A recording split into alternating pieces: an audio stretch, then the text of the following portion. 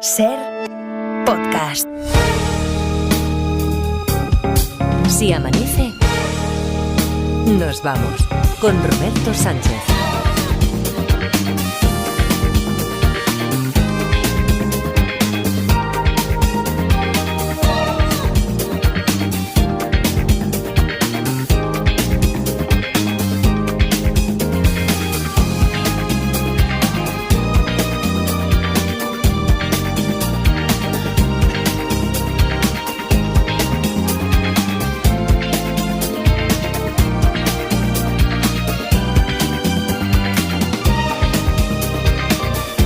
Las 4 y 5, 3 y 5 en Canarias. Saludos, señoras, señores, ¿qué tal? ¿Cómo están? ¿Cómo estáis? Muy buenas noches, felices madrugadas de radio.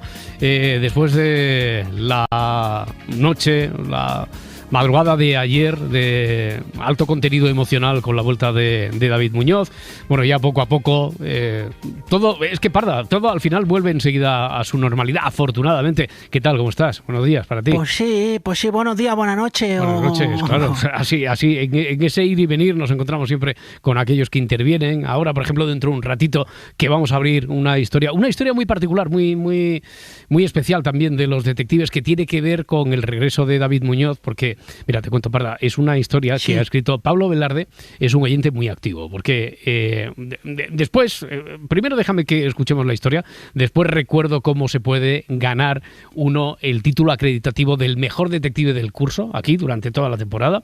En Si amanece nos vamos, una forma de hacerlo es enviando historias, propuestas de historia, a través de detectives@cadenaser.com, a través de ese correo electrónico, y Pablo Velarde, que él es novelista gráfico, y de vez en cuando pues su creatividad la vuelca también en enviarnos historias buenísimas como la que vamos a escuchar a continuación, que es una que él escribió sobre todo en homenaje cuando supo lo de la baja de David Muñoz y para cuando volviera David Muñoz. La tituló, es una historia ambientada, es una historia, ya digo, de época, ambientada y escrita así por Pablo Velarde, y que le puso por título La singular historia de la daga portuguesa.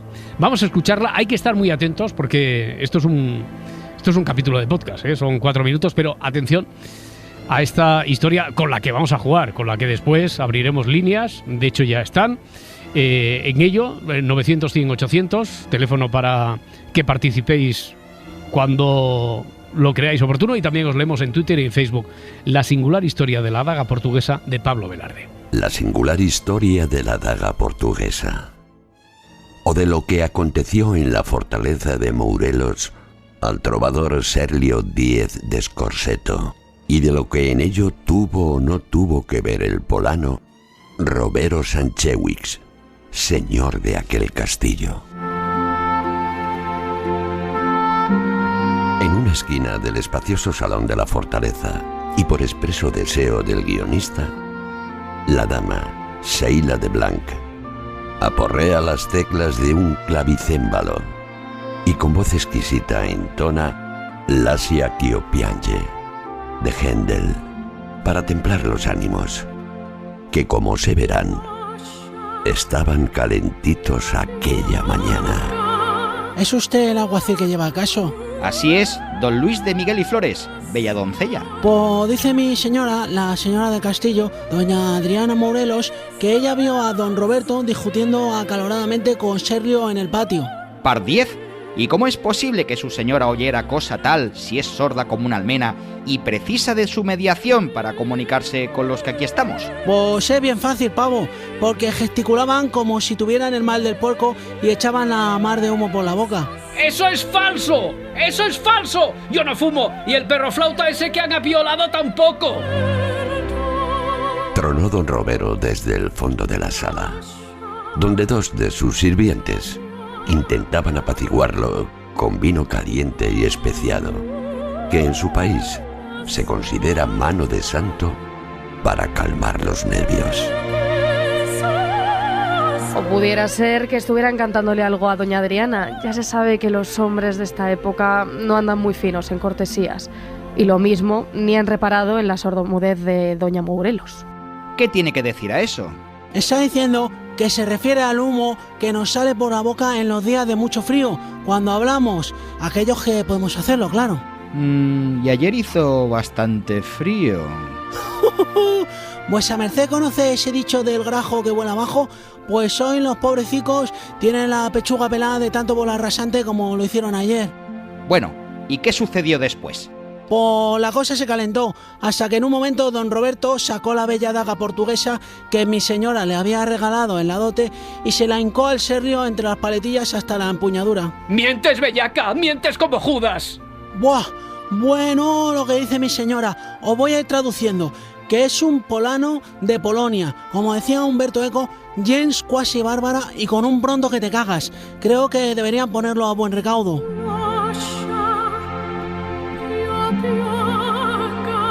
Con un gesto un poco teatral, el alguacil, plantado en medio de la habitación y abriendo el compás de las zancas, exclamó: Voto a tal que alguno de los que aquí han hablado dormirá en las mazmorras esta noche.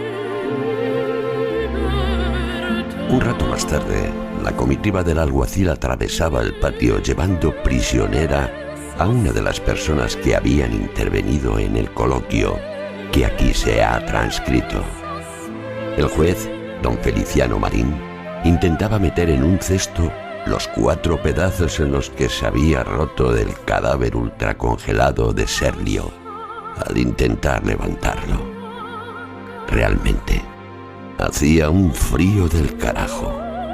Un grajo con la pechuga pelada cruza caminando el patio en la otra dirección, dejando una hilera de huella sobre la nieve recién caída. Telón. Bueno, pues ahora que cae el telón es cuando nos toca investigar. Bueno, esta historia escrita para mayor lucimiento de la Parda, donde ella es una de las protagonistas. Bueno, Parda. Sí, pero no me he enterado de nada, ¿eh? Ya. Estas dotes interpretativas yo no te las conocía. Claro, no te has enterado de nada porque es a lo que iba. Que hemos utilizado la técnica Netflix de enviarte solo tus frases del texto, de la escena, y no sabes, en realidad tú no tienes, aunque seas la protagonista y seas una de las sospechosas de haber acabado con la vida del tal Serlio, no sabes si has sido tú. Por lo tanto puedes jugar igual que nuestros oyentes, sospechosos. Decía la voz atronadora esta de Julio López, narrador, la voz de la SER, decía que según el dictamen de Luismi Flores, una de las personas que había intervenido, es decir, o el tal Robero Sankiewicz o la propia dueña y ama del castillo, Adriana Morelos, o a Marta Valderrama Lama Din Din Don, a la que escuchábamos también hacer su observación, o la propia Parda, cualquiera de los que ha intervenido aquí puede haber sido, bueno, a lo mejor hasta el propio Luismi, puede haber sido, de hecho es sospechoso de haber acabado con la vida de Serlio. No has cazado nada, Parda. No, nada. No me he enterado de nada. Pero sí te lo digo. Hombre, es que tiene su dificultad. Ahora no me hagas repetirlo ya inmediatamente otra vez, que son 4 minutos. No. Pero bueno, básicamente que parece que tú argumentabas que habías visto al tal Romero discutir fuera con... Acaloradamente, a pesar del frío que hacía, y que les veías discutir, que sacaban humo por la boca. Pues entonces el tal Romero se quejaba porque decía que él no fumaba y que el apiolado tampoco, o sea que no podía haber fuera.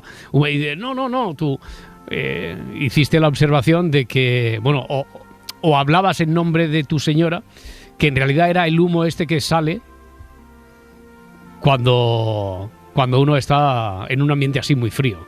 Y frío hacía, desde luego, porque el grajo volaba tan bajo, que decía que se había espeluchado el pecho, ¿no? Decía aquí el narrador. Sí. Bueno, pues en esa tiene su dificultad esta historia, por lo que estoy viendo, que de momento, y a pesar del caramelito que supone el hecho de ser el primer detective en intentar hincarle el diente a la investigación, porque como recompensa damos un número para el sorteo que haremos mañana, el sorteo en el que ya esta semana hemos sido tan generosos que te acuerdas ayer con la historia aquella que bueno, en realidad destripamos al final, destripé yo, porque en ese momento había llegado un tropel de respuestas a través del correo electrónico sobre la historia esta que se resolvía por la erupción del volcán. Y dijimos, todos aquellos que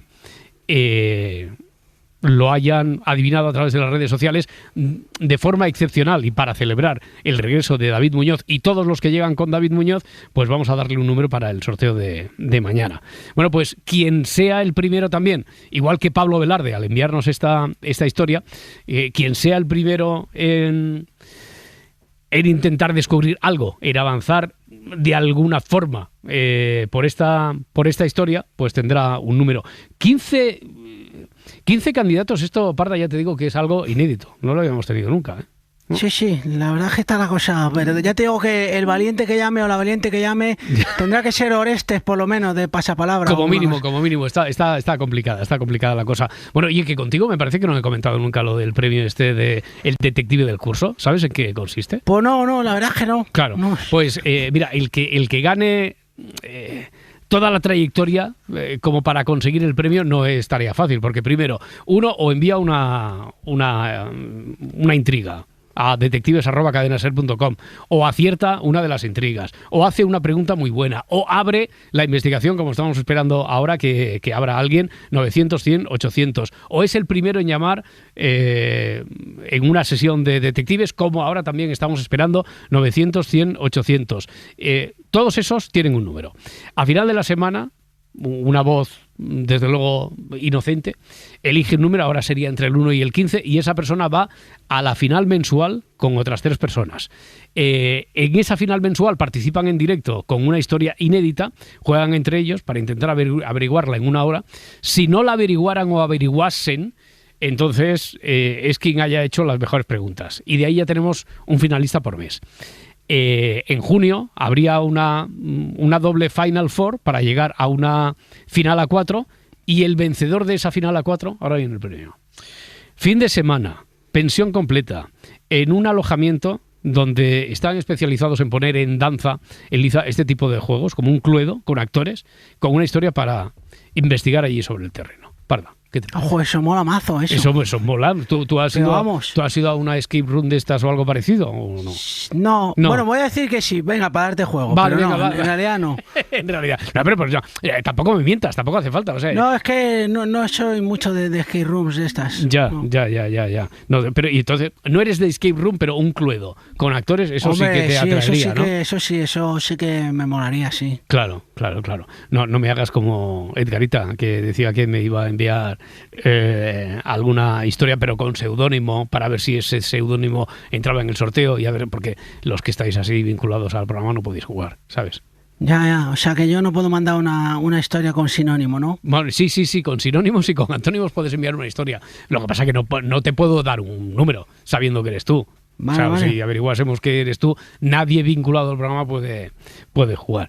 Bueno, no se atreve nadie esta noche. Después dice, oye, esto de los detectives, os enrolláis mucho, ¿por qué no vais al grano? ¿Por qué no vais a la historia? Y sí, no, carece de importancia. Tiene que haber detectives. Esto es condición sine qua non, porque si no, esto no funciona. A lo mejor es que es demasiado rocambolesca la historia, muy complicada. No se atreve nadie. Un poquillo sí, ¿eh? Un poquillo sí.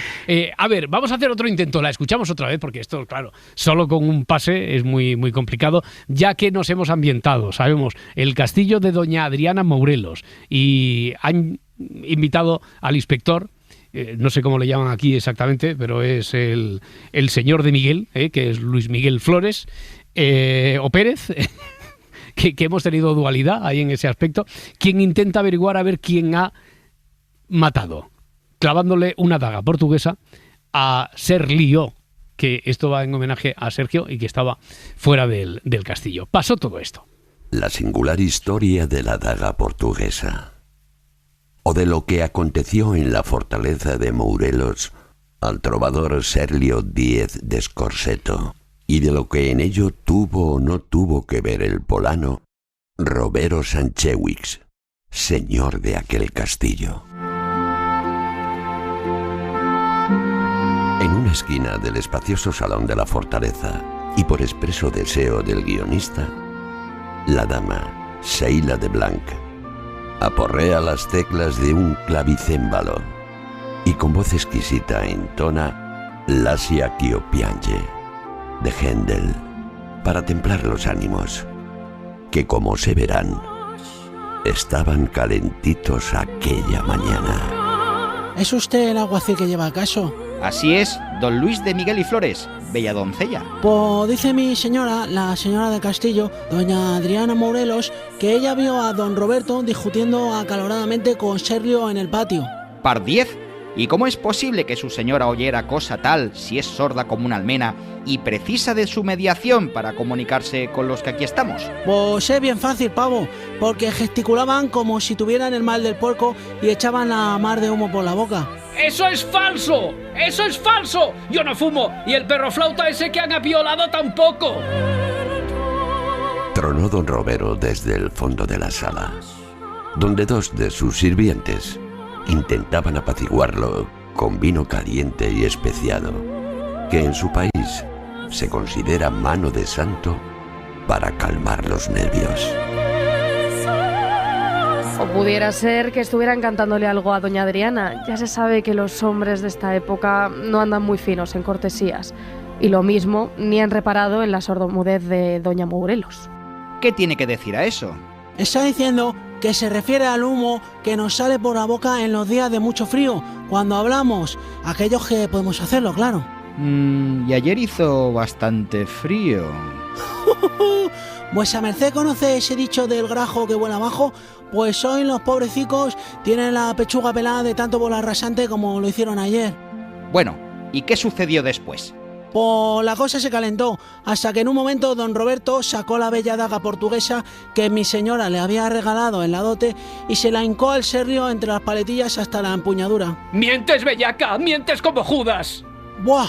Bueno, lo que dice mi señora, os voy a ir traduciendo, que es un polano de Polonia, como decía Umberto Eco, gens quasi bárbara y con un pronto que te cagas. Creo que deberían ponerlo a buen recaudo.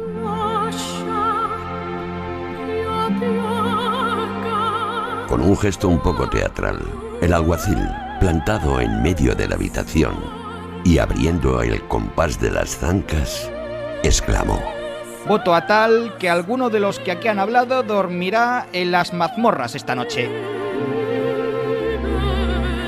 Un rato más tarde, la comitiva del alguacil atravesaba el patio llevando prisionera a una de las personas que habían intervenido en el coloquio que aquí se ha transcrito. El juez, don Feliciano Marín, intentaba meter en un cesto los 4 pedazos en los que se había roto del cadáver ultracongelado de Serlio al intentar levantarlo. Realmente, hacía un frío del carajo.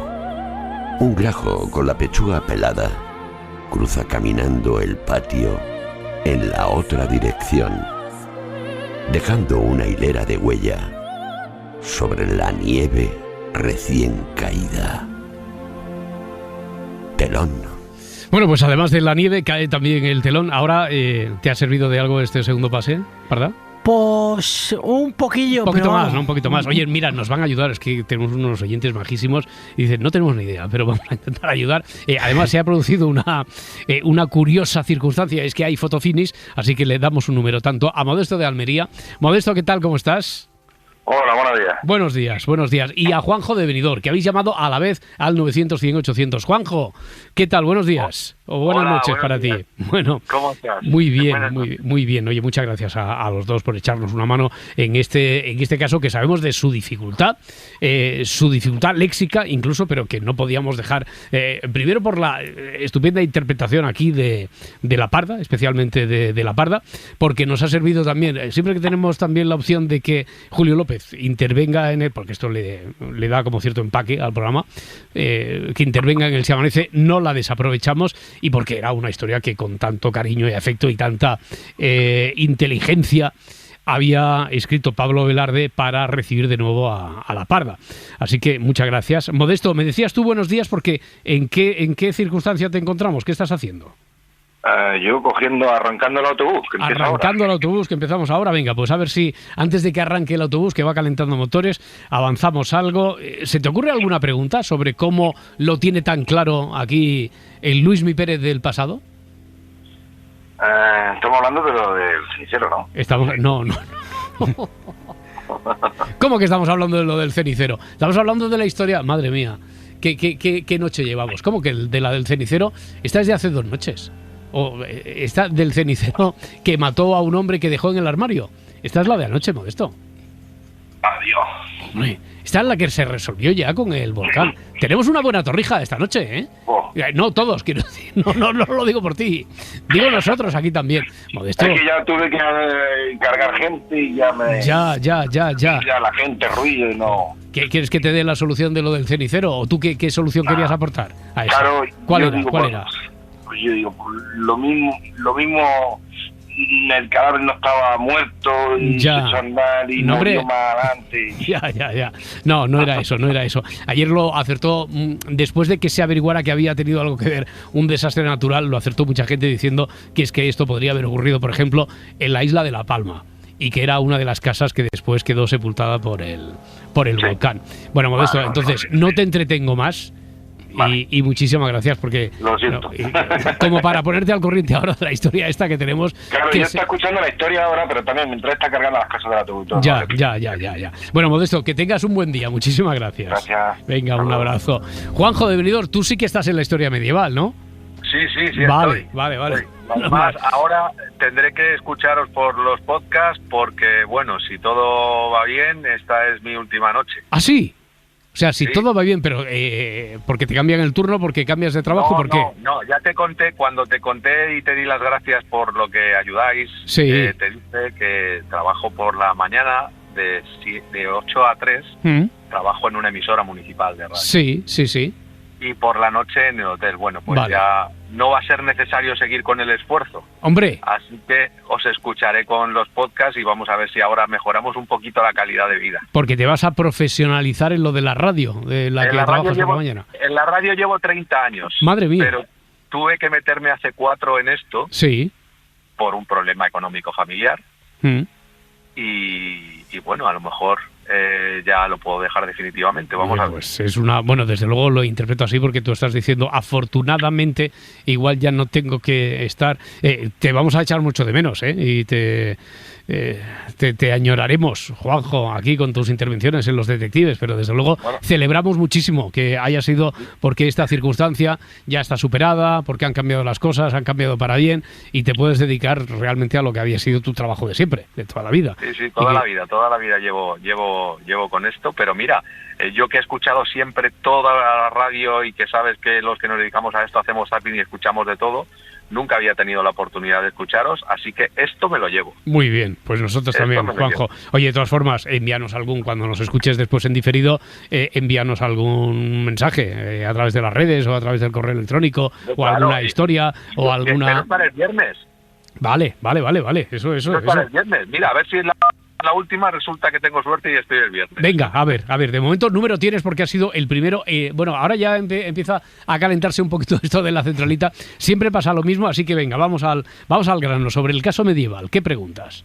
Bueno, a mí la primera pregunta que se me ocurre es si el que está traduciendo a la mujer Sí, que es la Parda. La Parda está traduciendo a Adriana Mourelos, a la está señora. traduciendo verdaderamente lo que dice. Si es cierto o está inventándose lo que quiere decir. Ya. Lo que él dice que dice la mujer es verdad, Sí. que lo está diciendo. Claro. Por alusiones, Parda, tú que, aunque hemos utilizado, decíamos, la técnica Netflix y no te hemos dado la solución, ¿tú qué dirías? ¿Que estás interpretando Pues a de ver. forma exacta y fiel lo que por gestos intenta contar la señora Mourelos o que te lo estás inventando todo? A ver, también te digo que a ciertas horas y con los cigarrillos de la risa, pues a veces se Que me improvisas. escapa un poco, sí. Vale, yo que sí que puedo responder por ella, Juanjo, te diría que no es fiel a lo que está intentando contar la señora Mourelos. Vale. La segunda pregunta, que creo que hay que también por lo menos tener claro, ¿es realmente sorda? Sí, eso sí. eso sí, o sea, Sí. es realmente sorda y entonces el otro interpreta... o digamos, ¿Interpreta cuenta- libremente o tiene interés la parda en interpretar libremente aquello que se supone que está diciendo la señora? En lo que está mintiendo es en la descripción de la escena en la que dice que le apuñala. Sí. Pero ¿por qué sabe entonces aquí no sé cómo llamaba Luis Mi Flores, me parece que era el alguacil, vamos, el detective en este caso, por qué sabe que le está mintiendo? Es lo que tenemos que averiguar. ¿El detective conoce el lenguaje de los sordomudos? No, No. Además, hay que recordar que estamos en una época histórica, lo digo por si esto tiene algún valor, en la que nos podríamos cuestionar que estuviera muy avanzado o que estuviera universalizado el idioma, la lengua, Claro. de interpretación de signos. Así que a lo Te he hecho mejor... las 3 preguntas. Si me Vale. si me dejas una cuarta... Venga, una cuarta, venga. Una cuarta y a partir de ahí a ver si se me ocurre algo mientras para tirar a A central. ver, tira. ¿El asesino es el que está traduciendo, es la parda? Sí, pero hay que averiguar por qué. Hay que averiguar por qué. Hay que averiguar por qué sabe, sobre todo, que no es Robero Sankiewicz. Y por qué sabe el alguacil Luismi Pérez Flores que es una y no es el otro. Pues voy a tirarla. Venga, tírala. Es la primera que se me ocurre. Lo tiro porque el cadáver se lo han encontrado congelado en 4 trozos. Bueno, en 4 trozos al cogerlo, yo creo que juega el guionista que al cogerlo, como está congelado, se parte en 4 trozos. Está congelado. La congelación puede impedir ver correctamente que le han dado una puñalada con una daga. ¿Cómo lo sabe él que ha sido de una puñalada con una daga? Si la otra mujer no está diciendo eso y él sabe que ha sido una puñalada en las costillas... No es por eso. Pues a lo mejor. No es por eso. No es porque la congelación hubiera impedido saber si le han dado 1, 3, 2 puñaladas, arriba, abajo. No. No, pero, ¿cómo lo sabe él? Ya, por eso. Ya. Pero no es por eso. Bueno, no ha estado mal, ¿no? No ha estado mal, ha estado muy bien, Juanjo, y además nos llevamos primero, que espero, a ver si hay suerte, y nos volvemos a encontrar el viernes excepcionalmente, aunque ya no tengas el turno, para la final, el viernes cuando toque, la final mensual, y que un abrazo muy fuerte, que ha sido un placer, amigo. Un placer, y no descarto que también a veces trasnochamos. Muy bien, de acuerdo. Y te pasas por aquí. Estar con vosotros. Un abrazo, Juanjo, muchas gracias. Un abrazo muy Hasta fuerte, luego. gracias A ver si antes de hacer la pausa esta obligada que tenemos que hacer, hay 34, tenemos turno también para unas preguntas rápidas de Miguel de Zaragoza. Miguel, ¿qué tal? Buenas noches. Buenos días. O buenos días. A ver, ¿tú qué crees? Y después de la intervención de Juanjo, que yo creo que ha quedado un poquito más clara la película de los hechos, ¿qué preguntarías? Pues, a ver, el Robert... El que se supone que le ha clavado la daga, ¿tiene alguna discapacidad? No. ¿No? No. Vale. Es que lo enfoco a él, porque una dice que le ha clavado la daga, entonces sería claro. Entonces, claro. Si no hubiera tenido posibilidad, tal, pero no es porque tenga algún impedimento físico, alguna discapacidad, no va por ahí.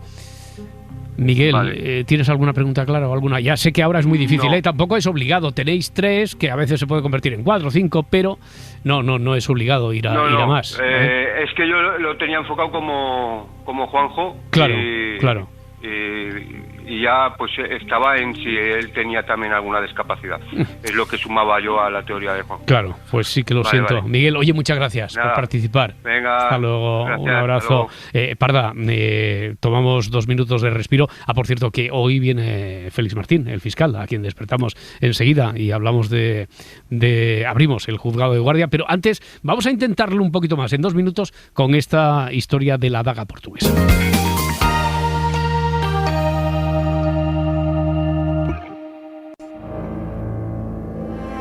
El juego de los detectives.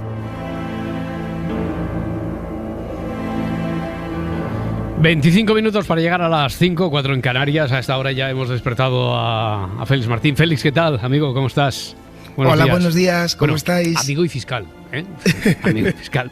Félix, hoy más que nunca hubiéramos necesitado de tu ayuda, porque la historia está enrevesada. Bueno, más que enrevesada, es que no sé si estabas ya despierto de antes y has tenido oportunidad de escuchar el teatrillo que se ha montado el cuadro de actores de Si amanece nos vamos, sobre un texto de Pablo Velarde, que es un oyente que tenemos la fortuna de contarlo entre los muy activos, porque él además es novelista gráfico, y con esa plasticidad que tiene para llevar al mundo de la viñeta sus historias, pues nos envía algunas también para que juguemos a los detectives. La ha situado esta. Es una historia de época en un castillo donde parece que se le acusa, ha habido un muerto que está congelado pero del frío en el exterior, y ha habido una acusación muy grave que hace.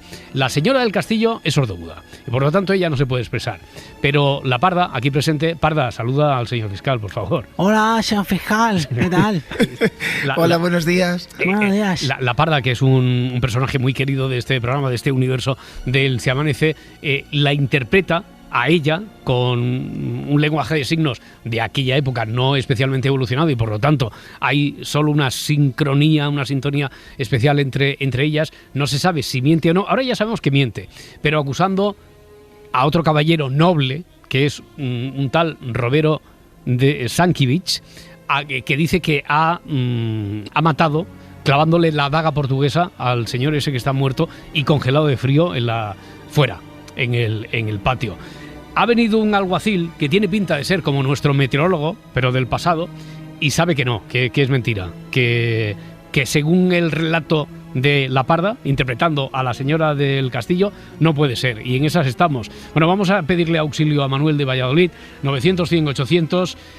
Manuel, ¿qué tal? ¿Cómo estás? Buenas noches. Buenas noches. Oye, ya me han dicho que estabas dando órdenes por aquí para que no sé quién pusiera la radio, la SER, para que no se perdieran este momento histórico, claro. A los compañeros de trabajo. Correcto. ¿Dónde estáis trabajando? Si se puede saber, si me lo puedes decir. En un taller de fabricación de metal. Vale, no, digo que a veces yo os lo pregunto, pero lo hago con la mejor intención del mundo y no os quiero poner nunca en un compromiso que no vaya a acabar esto en despido. Que vaya a llegar el jefe y dice, hombre, Manuel, diciéndole a todo el mundo que pusiera la radio, me he enterado hasta yo y no estabais en lo que teníais que estar, ¿no? Pero es que mi padre también decía, por otra parte, en todos los trabajos se fuma. Así que, oye, esto corresponde como el tiempo del almuerzo. Estamos. Exactamente, el almuerzo y cigarrito, pues tenemos para jugar a los detectives. Manuel, a ver si habéis estado también entre vosotros contribuyendo a la investigación, intercambiando opiniones, hipótesis, o esto es cosecha tuya solo, Manuel. Pues casi cosecha mía. Vale, venga, pues te escucho. A ver, ¿qué pasa aquí? A ver, yo iba por los tiros del compañero que ha llamado antes, en el que miente la Parda, sí, según la traducción. La Parda miente. Entonces, sí. Mi pregunta es, ¿la señora ha visto realmente el crimen?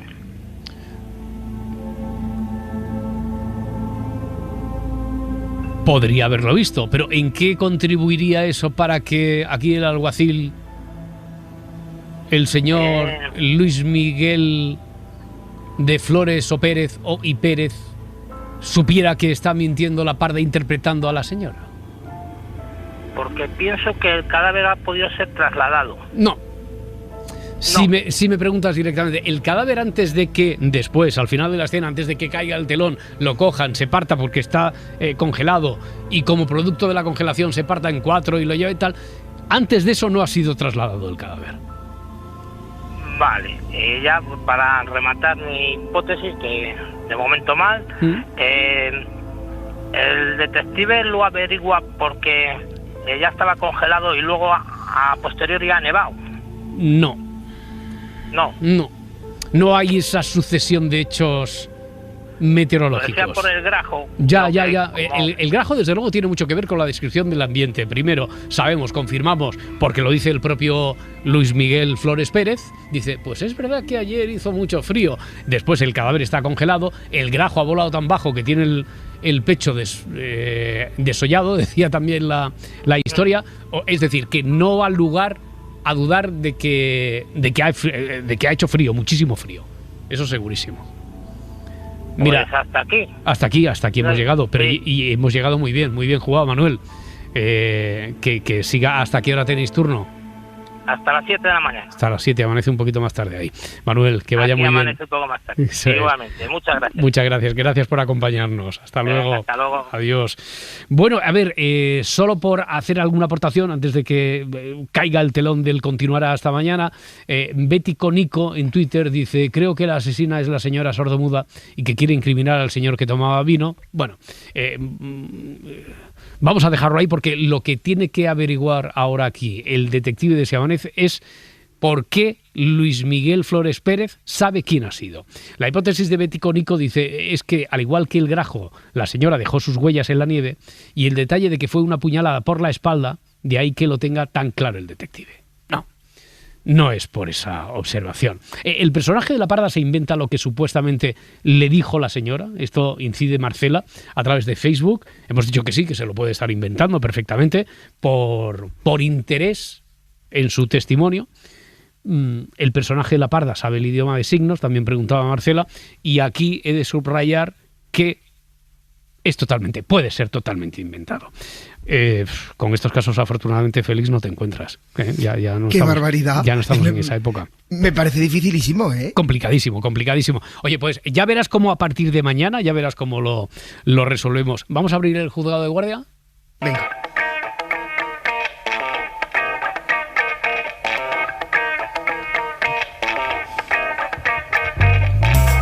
Que hoy además, Félix, nos propones, de hecho, abordar un asunto que da para tanto, es el de la libertad de expresión y el derecho al honor. A ver, partiendo de esta noticia, por ejemplo, el titular del Juzgado de lo Penal número 2 de Cartagena, en Murcia, condenó con 3 años de cárcel y una multa de 3.000 euros al director del diario digital que difundió los datos personales de la víctima de la manada.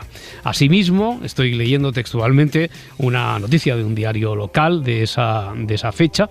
Asimismo, señaló la sentencia que el autor utilizó expresiones como "llevabas tal borrachera que en lugar de cantar Asturias patria querida, como debería hacer cualquier joven normal cuando se emborracha", textual, "decidiste montártelo con 5 macarras de mierda", textual, al entender que el acto sexual fue voluntario y no forzado. Bueno, la justicia le atribuye un delito contra la integridad moral en concurso con un delito de descubrimiento y revelación de secretos, y la sentencia, en ese momento no era firme y cabía recurso.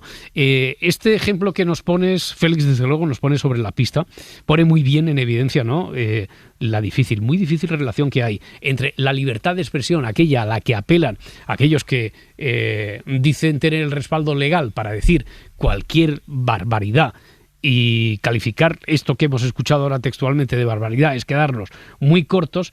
Digo, el límite entre eso y el derecho al honor, ¿no?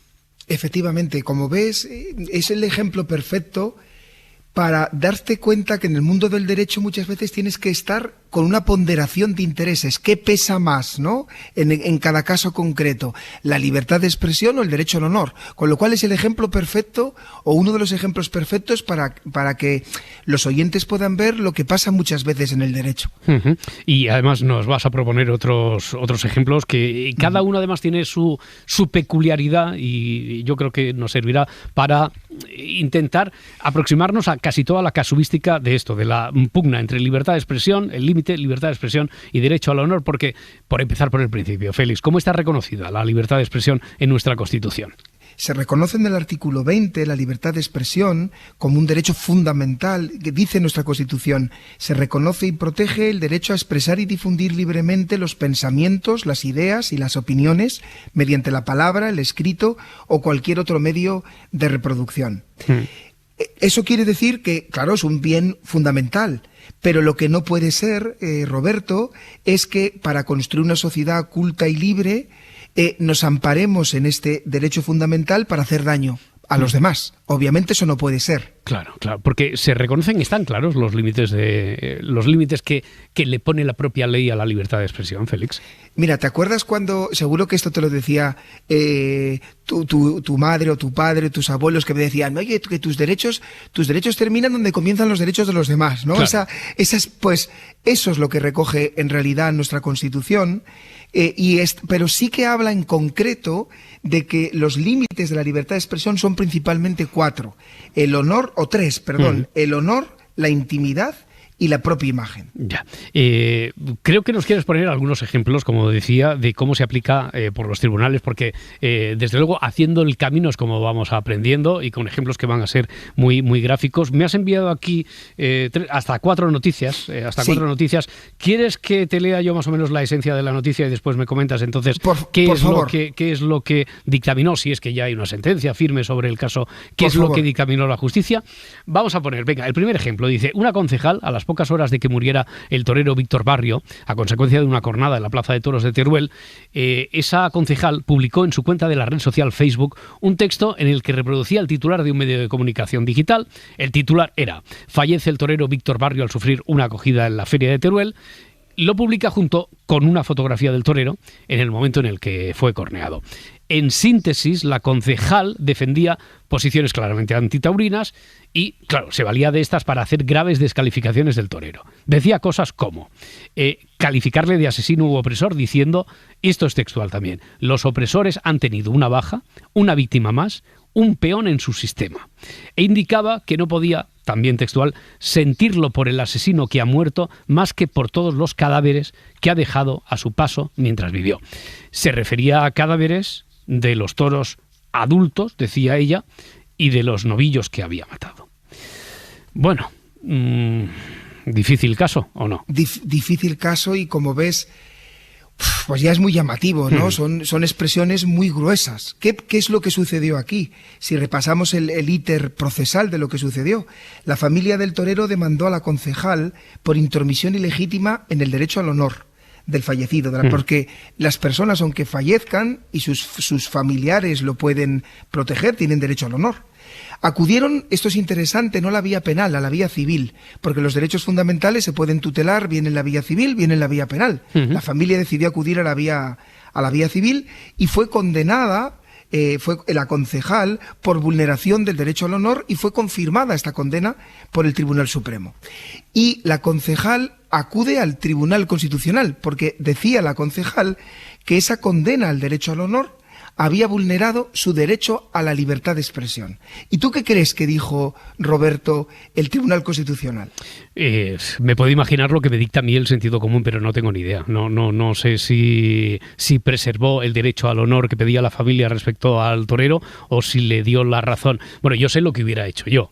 A mí me parece una barbaridad todo lo que escribió la concejal. Pero ¿qué es lo que hizo el Tribunal Constitucional? Me quedo con lo que has dicho de la barbaridad, porque nos servirá luego para una conclusión. Y fíjate aquí el debate jurídico de que no era sencillo, porque en el propio seno del Tribunal Constitucional, donde interviene el Ministerio Fiscal también, el Ministerio Fiscal defendió que las expresiones de la concejala tenían cabida, aún muy desafortunadas, dentro de la libertad de expresión, porque decía el Ministerio Fiscal en el Tribunal Constitucional, porque la concejala es una activista política antitaurina que realizó, la finalidad era la crítica política al ámbito taurino más que intentar vejar al torero. Sin embargo, el Tribunal Constitucional, consideró que no tenía cabida en la libertad de expresión. Y dice esto, y lo recojo en 2 líneas, dice: mostrar al amparo de la defensa de posiciones antitaurinas alivio por la muerte de otro ser humano producido mientras ejercía su profesión y calificarle de asesino a las pocas horas de producirse su deceso, junto con una fotografía de ese momento, supone un desconocimiento inexcusable de la situación central que debe ocupar la persona en una sociedad democrática y no puede tener amparo en la libertad de expresión. Y ahí acabó todo el recorrido con esta sentencia del Tribunal Constitucional. Sí. A ver, segundo ejemplo que nos envías: en 2007, 2 jóvenes independentistas que llevan una foto de gran tamaño de los reyes durante una protesta antimonárquica en Girona, en vísperas de la visita del rey Juan Carlos en ese momento a la ciudad.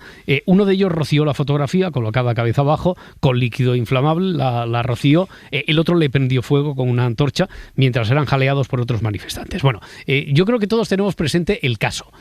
No así, claro, yo no recuerdo qué pasó después en este caso. ¿Tú lo recuerdas? Bueno, tú lo tienes muy presente, claro.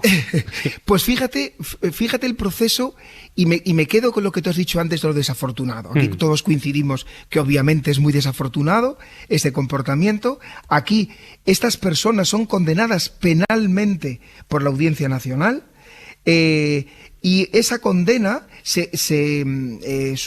pasa todos los trámites, se basa la condena en que se consideraba que eran expresiones que justificaban el odio y la intolerancia. Sin embargo, el Tribunal Europeo de Derechos Humanos, al final, condenó a España por haber condenado a estas personas al considerar que la conducta de ellos tenía cabida dentro de la libertad de expresión. Uh-huh. ¿Qué es lo que decían? Decía que aquí no era algo que se iba en contra del rey como persona, sino que a través de ellos estaba realizando una crítica política y una crítica a la monarquía como forma de gobierno. Por tanto, el Tribunal de Estrasburgo rechaza que incluso aunque se usara en la protesta el fuego o la colocación de la fotografía hacia abajo, eso fuera un acto de incitación al odio o la violencia, y lo enmarcaba dentro de la crítica política. No era algo contra la persona del rey en concreto, sino una crítica política a la institución. Uh-huh. Fíjate que con esto lo que viene a decirse es que es muy difícil, ¿no?, ponderar si es más la libertad de expresión que el honor, pero no basta con que sea desafortunado o de mal gusto o que no nos guste para que eso suponga un límite a la libertad de expresión. Tiene que haber algo más. Claro, claro. A ver, yo no quiero sacar conclusiones precipitadas porque, primero, que una flor no hace primavera, y por lo tanto, pero lo que pasa es que como yo me fío que has escogido estos casos, estos dos que llevamos por algo, podríamos llegar a la conclusión de que, a ver, si los comentarios, aun desafortunados en la forma, se pueden llegar a justificar como si fueran parte de una crítica política, entonces estarían amparados en la libertad de expresión. Pero cuando la finalidad o podrían conseguir herir a una persona, aunque se enmascare de una crítica política taurina, como era el caso anterior, eso entonces no tendría cabida dentro de la libertad de expresión.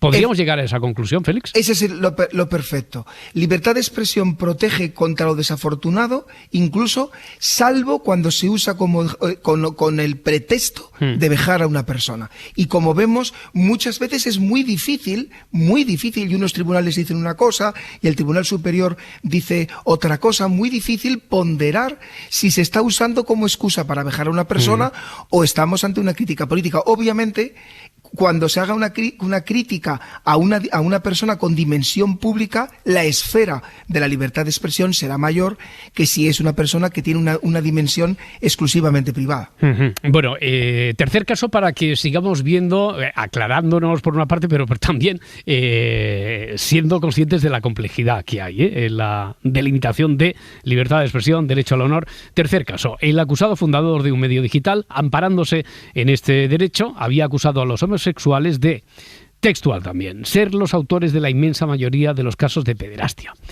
En un vídeo difundido en YouTube dijo que homosexualidad, es decir, sodomía y pedofilia o pederastia, son dos ramas del mismo tronco. Eso dijo, textual. ¿Qué pasó aquí? Aquí la Audiencia Provincial de Madrid, que es donde se cerró el caso, condenó por un delito penal contra el ejercicio de los derechos fundamentales. Y fíjate, a ver si sé explicar bien la diferencia con el caso anterior, que creo que es evidente en sí misma con los casos anteriores. Uh-huh. No puede tener cabida en la libertad de expresión, porque aquí se está atentando a todas las personas de un colectivo por el mero hecho de ser colectivo. Hay una vejación absoluta. No estamos ante una opinión o ante una crítica política, estamos ante un atentado a la dignidad de todos los seres humanos que estén dentro de este colectivo. No sé si consigo explicarme bien la diferencia. Perfectamente, como siempre, Félix, perfectamente. Hay un caso, un cuarto caso, que estaría bien que lo comentáramos, porque no sé si tiene algún punto de coincidencia o precisamente porque linda tanto con este, pero tiene alguna diferencia y esto nos podría acabar ayudando. Es un caso sentenciado, en este caso por el Tribunal Europeo de Derechos Humanos, año 2004, que cuenta las crónicas que lo hizo así en la histórica sentencia del caso Begdilan y otros contra Suecia.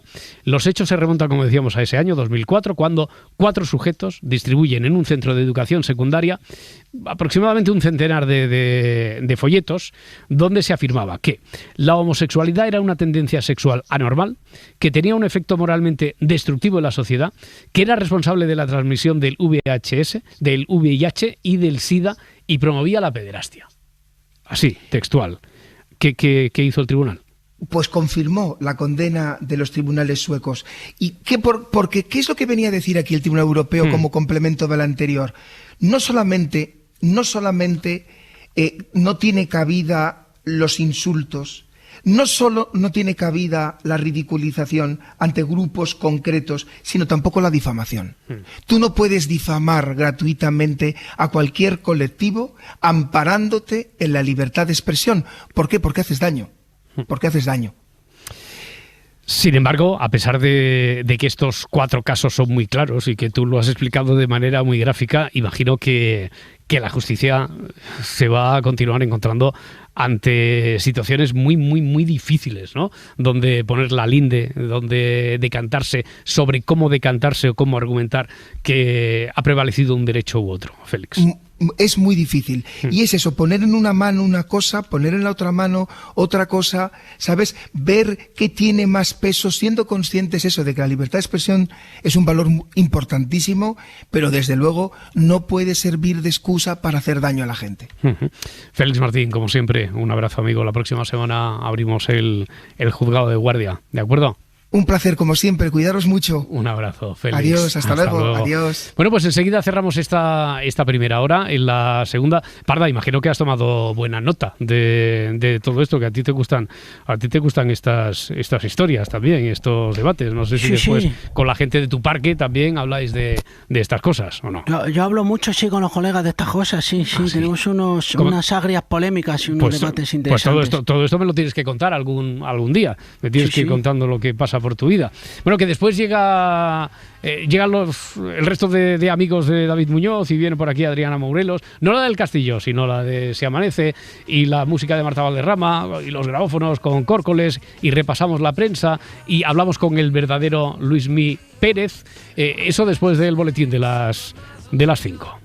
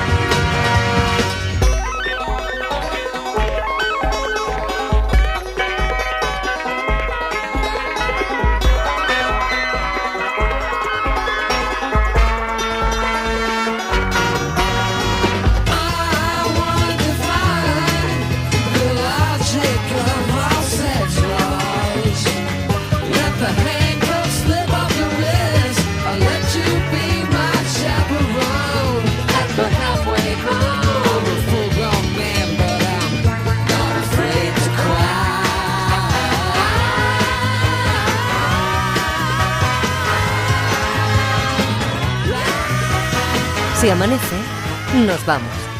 Cadena SER. Para no perderte ningún episodio, síguenos en la aplicación o la web de la SER, Podium Podcast o tu plataforma de audio favorita. Cadena SER. La radio.